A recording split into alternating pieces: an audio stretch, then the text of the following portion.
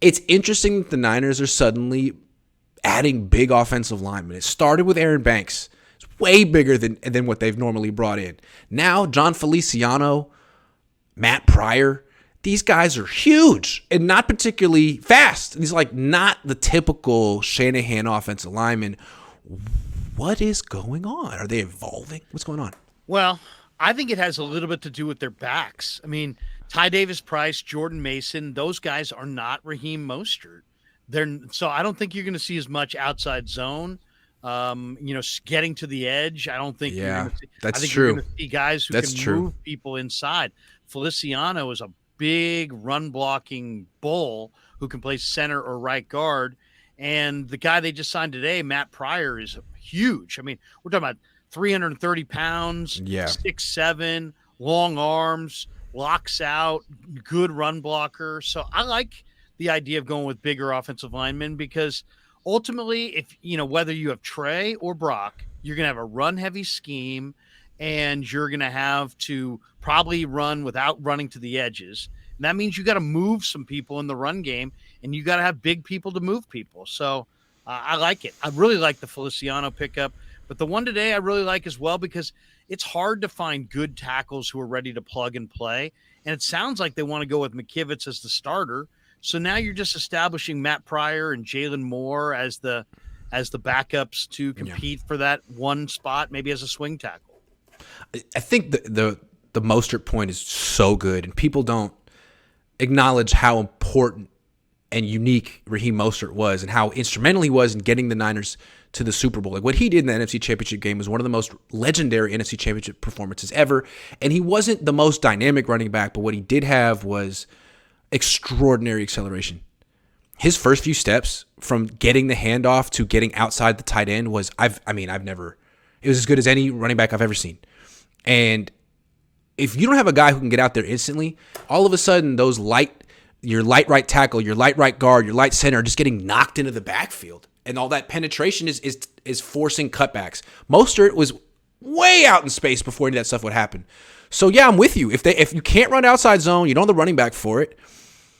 Be like Philly and get a bigger offensive line and run downhill. Then I just want to be a physical downhill team anyway. So yeah.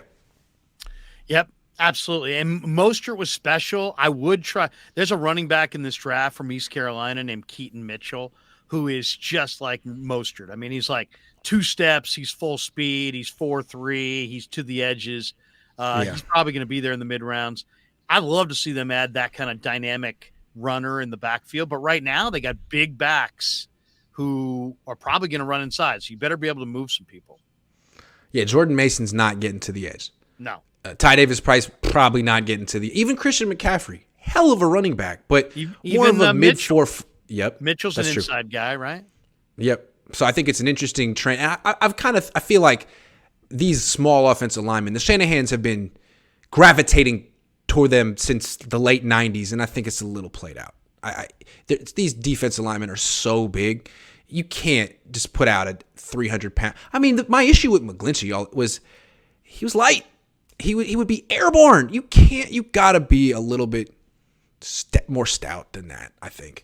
So, especially on the right side when you're trying to run with power, and I like it. I also like the idea of don't go into the draft. There's 2 positions that always worry me in the draft: offensive tackle and corner. You reach for these guys, these positions, because you need them so badly. Yeah, they're hard to find. Draft needing to reach for a right tackle. I'd rather go with the veteran, whether it was Tom Compton or this guy Matt Pryor.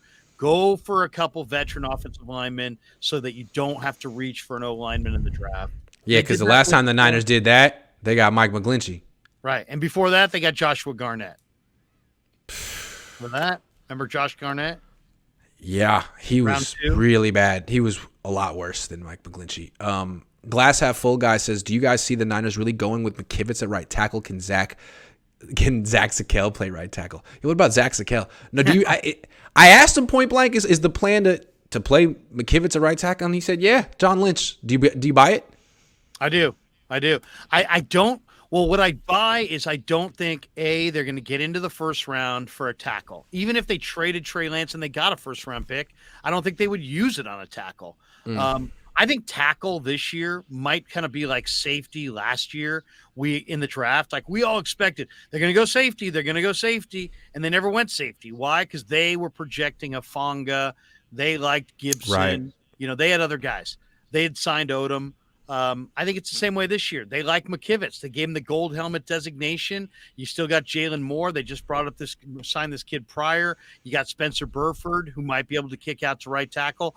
I think they like McKivitz, and I think they might go for a draft tackle, but I don't think it's going to be high. I think they're going to give the job to McKivitz. I do too. Dustin the Gale says, Larry, new camera. If so, it looks good. Oh, yeah. He's got a new microphone too. He stepped it up. It's great. I'm over here with my old stuff.